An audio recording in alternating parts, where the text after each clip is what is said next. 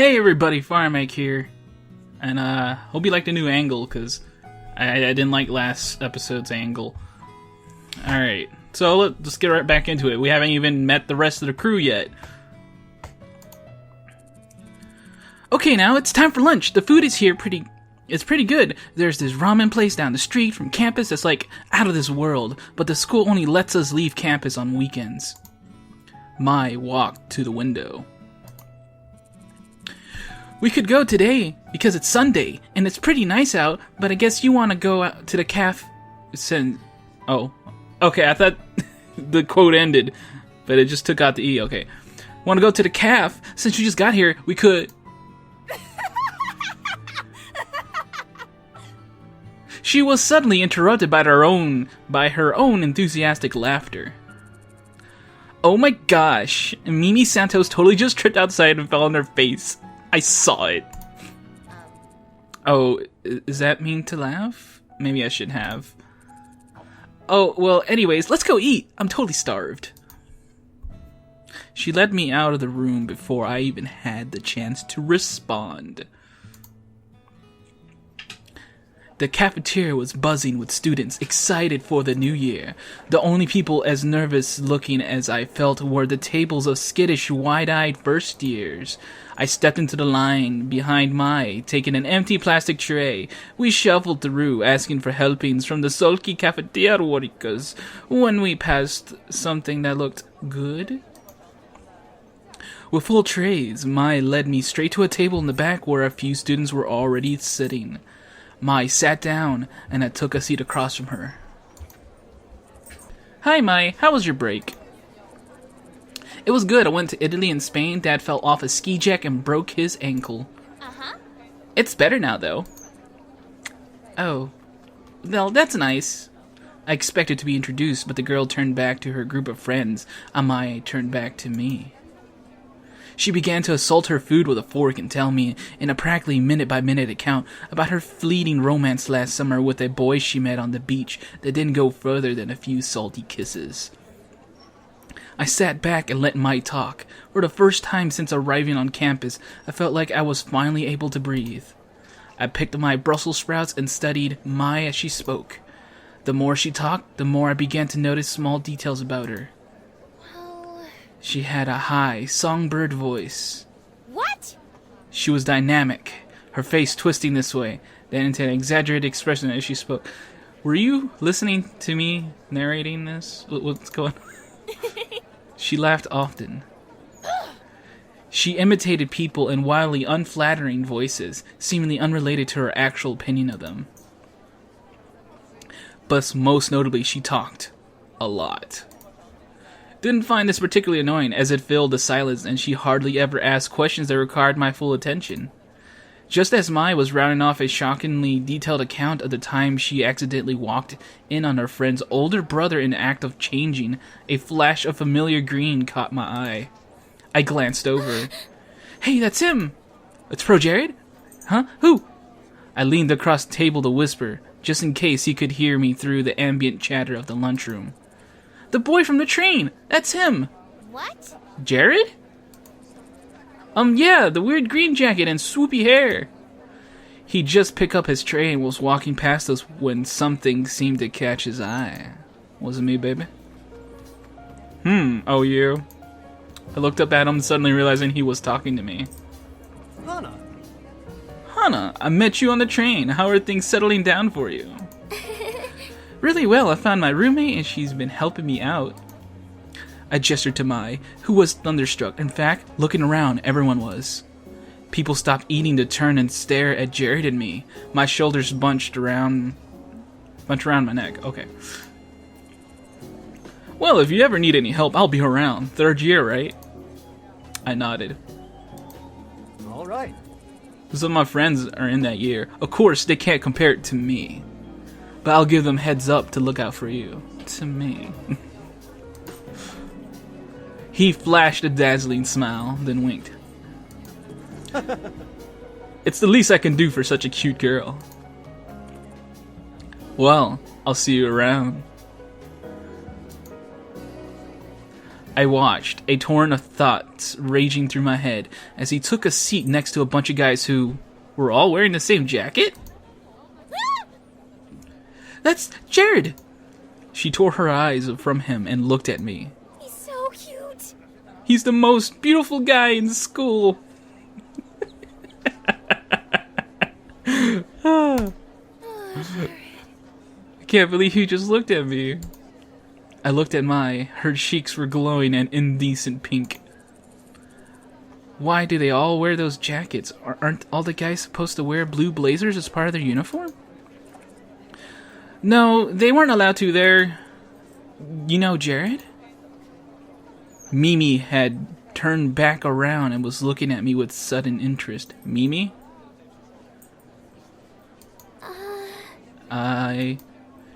Did I know him? I only talked to him on the train for a few minutes, so not really. We weren't really friends or anything. But looking around, Maya and this girl weren't the only ones who were interested. Everybody seemed to be listening in. They seemed so surprised when he talked to me. Maybe a little white lie couldn't hurt. Oh shit, I get to decide. Yeah, why not? I'm not gonna lie. Yeah, I guess so. The girl looked me up and down as she were inspecting a piece of furniture for purchase. I'm sorry, I didn't introduce myself earlier, did I? No, you didn't. I'm Mimi. As the text told me already, you were Mimi. Good job, guys. I'll let that one slide, though. Nice to meet you. So how did you meet Jared? Yeah, there's too many characters. I rewatched my opening, and I saw there's like a bunch of other characters. There's no way everyone's getting their own voice. I can't do that. So it's just going to be me talking for the most part. I might put inflections on sort of what they might say, but that's about it. Anyways, keep going. Oh, come off it, Mimi. Jerry's not interested. Mai and Mimi stare at each other for a few seconds, having some kind of silent mental battle. Then Mimi turned away and continued to eat. Sorry, it was clear that she was just trying to get in with you for her own agenda, so I cut her off. Get in with me? Why? Well, you asked me about those guys and their jackets, right? Those are their normal boots club jackets. Nice. They're what? What's normal boots club? Oh, the crowd chatter went down. They must be interested. Oh snap! It's everybody. There's the Continue guys. Doot. Actually, not familiar with their names because Continue is like the only people from Normal Boots I don't really watch. I've tried. I mean, I've seen the stuff they have and like that's not Continue from them, and I like that stuff. And honestly forgot their names. It's been a while. So there's them. There's Gerard and Greg. There's Satchel, Pro Jared, and then we got PBG on his little Game Boy, and John with Jock. It's a club we have at school here. It's like totally exclusive, full of only the coolest students. And they get together and play video games or something. That one right there is John, also known as Jontron. And his bird's name is Jock. John is also the president of the drama club here at school, of course. Next to him is PBG. I like how it's just PBG and not Peanut Butter Gamer. He and John founded the Normal Boots Club together. PBG is one of the best soccer players on our team. Then there's Gerard. People call him the completionist because he's obsessed with completing things. He has the biggest itty-bitty kitty collection I've ever seen. Next to him is Jared, also known as Pro Jared. He's a model. Of course he is. Then there's Satchbag, but everyone calls him Satch. He's like crazy smart and crazy talented. The dude has a lot of talent. Those guys over there are Paul, Nick, and Josh. Okay, Paul, Nick, and Josh. Believe the glasses dude is Nick. Paul is this guy, and Josh is the moderately redhead. He's not red at all, but I don't know, whatever. They write a column in the school newspaper called Continue. Paul, the one standing up, is the student council president. Oh, cool. And the guy on the end there... Oh, Shane, that wasn't Greg. I feel dumb now. But I remember seeing an image that had Greg. Did they take Greg out? Or is he still in there? I forgot all about Shane. I feel so dumb. Because you never see Shane, because Shane never shows his face. Unless you, like, watch one of those panels out there. Anyway, Shane, he knows more about video games than anyone ever. Of course, he has to. He's got to live up to his name. She exhaled a dreamy sigh into her mashed potatoes. So, how would someone, you know, join the Normal Boots Club? You don't choose the boots, Hannah. The boots choose you. What does that even mean? You had to be presented the boots to be in the club. And they're like super selective. What are the boots? The club has this boot statue. It's like the one of their patches, but it's gold plated. It's their mascot, I guess. They do this weird initiation ritual with it. Ritual? I hear they fill a room with candles and wear these total creepy robes during initiation. This year, 2 girls said she saw it once and they were all like chanting around the boots and it sounded like they were talking backwards. But I don't believe her. Even if it's true, I don't care if they're a cult because they're all really hot. Do they have a lot of friends? Yeah, tons of friends. You know, followers. Whatever, let me just keep going. I'd say they're the most popular kids in school. I mean, everyone in the school totally looks up to them. I bet they could get any girl in school, too. Yeah, they probably could. Or boy, for that matter. What you saying? Hey, are you gonna eat your cake? And have it, too? I shook my head, pushed a plastic tray across the table to her. For the remainder of lunch, I listened to Mai talk about Jared through mouths full of half-dissolved frosting. Back at the dorm, I sorted through the pile of textbooks the school left for me. My radio was playing a a poppy tune, equal parts music to static. Mai fervently scribbled in a notebook at her desk, hunched over it with a strikingly poor posture. Hey, Mai.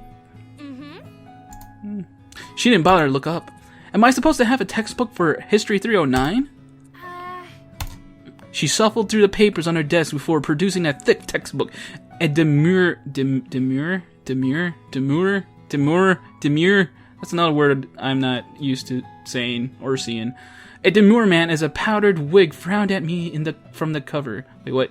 A demure man in a powdered wig frowned at me from the cover. Yeah, this one. Aside. I don't have that one. The school must have missed it. Mai shrugged and set the textbook back in her pile. They have a bunch at the library. You can just check one out. Where's the library?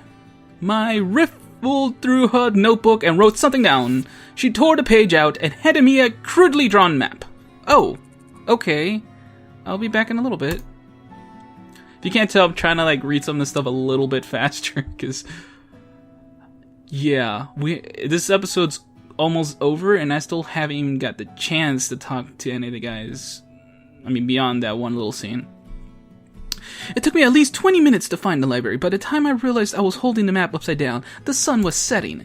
The library was much larger than I expected. The walls lined from floor to ceiling with books of all sizes on rough wooden shelves. Intimidated, I headed for the front desk. A recognizably green and gray jacket was bent behind the counter.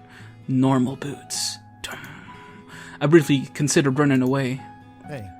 It's Satch. Can I help you? Too late. Ha! Yeah. The school forgot to give me one of my textbooks. I was thinking I could get it here. Which one is it? The History 309 textbook. He stepped from behind the counter and motioned for me to follow. Uh-oh. We dodged between the aisles in a comfortable silence. He seemed friendly enough. I should say something. What was his name again? Shane? Gerard? John? No, not John! Satch. Oh, good. I didn't have to... And she said it for me, too. Huh? Oh, you worked me? Wait, what, worked here? I didn't get to read that. Okay, anyway. Of course he worked here. He chuckled, dimples appearing on his cheeks. Yeah, I'm the librarian's assistant. It's my second year and I love it. I get to help people find books that speak to them. COPACETIC. His eyes twinkled like kids on Christmas. Your book's right down here. He stopped at a row of thick, dusty books. Was this all history? And pulled out the book with the powdered wig man I saw earlier. Thanks. He waved his hand. It was nothing. Do you need help with anything else? Maybe watch a movie? Review it later? On our own podcast? I wanted to make a good impression on the Normal Boots Club, but I couldn't come up with anything. No. Thanks. COPACETIC. He said it. He said it. He said COPACETIC. You're welcome. As we headed back through the cavernous library, my unease melted away. We weren't talking, but just being near him felt like being wrapped in a soft blanket. I resisted the urge to snuggle up to him. We neared the front desk, stepping around a clump of studying students. As we passed, one of them shifted. Oops. Something white flew past my face. Oh, what? Oh, okay, it was paper. Piece of triangular paper lay at my feet. I bent over and picked it up. It was surprisingly heavy, but there was a quarter inside of it. It was just a hair slower. It would have hit me in the face. The students snickered. I recognized the boys that made fun of my hair this morning among them. Those assholes. My heart dropped. I scanned my memory for anything I might have done to offend them, but came up with nothing. My hands started to shake. I hid behind my back, trying to think of some way to defend myself. Why did you do that? Eh? What do you mean? We were just messing around.